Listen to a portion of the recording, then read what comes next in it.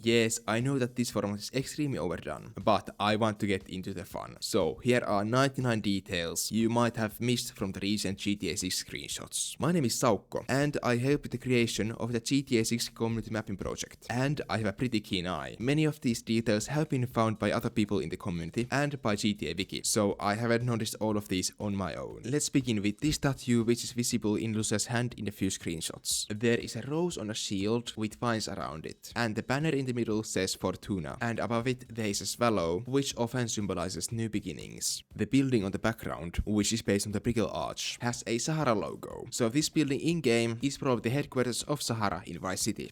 This text says, greetings from Vice City. The crocodile on the artwork has the same stance as the cover girl of GTA Vice City, and this purple thing, it's a walrus with a blue bowler hat. Then for the sixth fact, I'm actually gonna take a look at cover art, as the jersey the cover girl is wearing has the number 6 for GTA 6, just like the GTA 5 cover girl was throwing up a peace sign which looks like the Roman numeral 5. Then a mistake I have to correct from my previous video, as the Pegasi towers are actually here and are basically almost completely different compared to the real life towers there. The towers are best visible in trailer 1 in this boat scene. In this screenshot you can see a man inside the grotty. This may be Jason or he might not be. And in this screenshot the cheetah is covered in water droplets. Number 10. The cigarette lighter in the grotty is worn out, unlike any of the other buttons. It's kind of funny that Rockstar is presenting the cheetah, which is a grotty, in front of the Pegasi towers, while Pegasi is based on Lamborghini and Grotty is based on Ferrari, which are competitors in-game and real life. And the Grotty logo is a prancing rabbit and not a prancing horse, but that was already a thing in GTA 5. Both of the Hawk and Little Morgan revolvers have Jason's and Lucia's names engraved in them, and the serial numbers are 291002 for the release date of GTA Vice City and 311006 for the release of Vice City Stories. The stack of gas indeed has a dieback in them, according to this text. In the One-Eyed Willy's garage, you can see a toy car which looks like Doc Hudson from the movie Cars. Additionally, the same car is present on the painting on the wall. On the ground, you can see round paint stains, which appear when you place painted cans on the ground. And the license plate of this truck is a Gloriana license plate. However, this is the unmodified version of the truck. The modified version has the text warning instead of the plate. I don't know if Rockstar is trying to send a message here, so I'm not gonna comment. The text written into this bullet says your name. I have a bullet with your name written into it. This guy's phone is completely white, which is weird if he's actually trying to record. The tire of this car says custom, which implies that these tires are only available at Rideout Customs, are made by them, and haven't been made by some bigger tire company. This is probably the strongest man in the GTA series, as he's holding the car up with the help of a single jack stand. And funnily enough, the other red jack stand can actually be found from the side of the garage, so he chose to do this job with a single jack stand, even though 3 more were available. The flaking in the golden paint is extremely detailed and high resolution. You can see the Daiguri Republic flag on Jason's backyard, which is based on the Conch Republic flag. The stairs behind Jason's house are much newer than the ones in front of his house. Jason might actually construct the stairs as they are absent in trailer 2. And at the point this screenshot is taken, Jason has already fixed some leaks, as the blue tarp seen in trailer 2 isn't on the roof anymore, and we can see a wetsuit hanging here. We can also see a US pallet on an island in the background of the screenshot. And then finally, the Dinka Enduro has a kickstand, visible in both of the screenshots. There is a seagull here which is taking off, and in this screenshot it looks like Rockstar has added some fake tire smoke to the back tires. And Jason looks so fucking faded in the car, holy fuck. Why does he look like that? In this screenshot, Jason's watch is based on the Tag Heuer Autovia, and the back of his floral shirt says Hola, and the art piece actually shows Spice City, and it's located here on the map looking towards the west, and we can see the Fliga Arena and the art museum in it. Jason actually has 2 different pairs of sunglasses in these 2 screenshots, despite otherwise having the same clothes. Number 40. The Shih Tzu has an invalid registration code, at least if it were real. It states VB, which stands for Vice Beach 052205. It should actually say LN for Leonida, then 4 numbers and 2 letters, if the registration format were to be based on real life. However, 052205 stands for a date. However, I don't know what that means, so if you know, please tell in the comments. There is a fishing rod in the boat, and somehow, even when the boat is moving, this unattached scuba gear stays still. Same with his towel. It stays neatly folded in the same spot even when the boat is moving. In this screenshot, it appears that Jason is is having a Mexican standoff with the police. 3 people are aiming at each other, however no one is firing. This is the Vice City Police Department logo, which is a palm being ripped through the wind, and not the shape of the GTA 6 map. The pilot is sitting on the wrong side of the helicopter, as normally helicopter pilots sit on the right side of the helicopter. The left side is often reserved for the co-pilot. Swim. In this screenshot, we can see the stockyard Arthurs van, which is most likely a reference to the Bunward Arthurs. The phone number for the Arthurs are represented with a combination of numbers and letters. 1 for the US area code, then 999 is a fictional area code which does not exist, and Arthur stands for 2788687.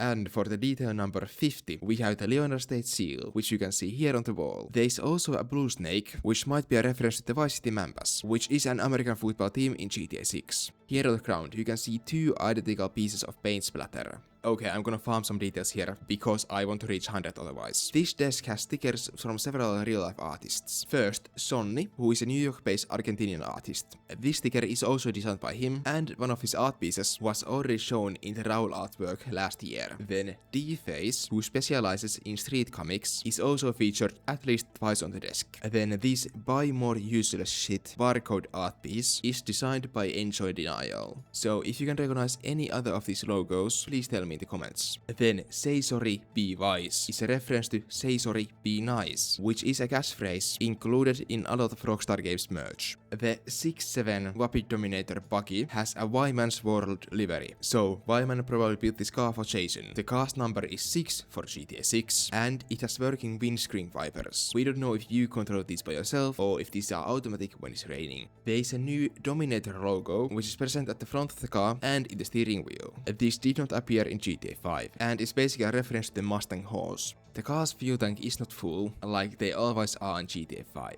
The speedometer only reaches 80 miles per hour, while in real life the 6.7 Mustang speedometer reached 160 miles per hour. We also saw this with the Grotti, as its speedometer only shows up to 140 miles per hour, which in real life shows up to 200 miles per hour. Then, Wyman has a Wappi tattoo on his shoulder, which wasn't there in the leaks. However, his golden bracelet was there. In this screenshot, you can see handprints by the door handle. In this screenshot, the Sirius has an actual air suspension, as I'm pretty sure these 2 bits should be connected. And then we have this screenshot with 2 of the pistols. There's a red hotel keycard, which says International Hotels, Vice City. This candle casts a shadow with only 8 sides, while the rim has way more than that. This money clip has an old American president, whose picture we also saw in RDR2. Sua sponte, which is Latin meaning of their own accord, and is the motto of the 75th Ranger Regiment, which the Marauders are based on, which Jason was. And Lucia's gun has the text Lucia in the traditional Vice font.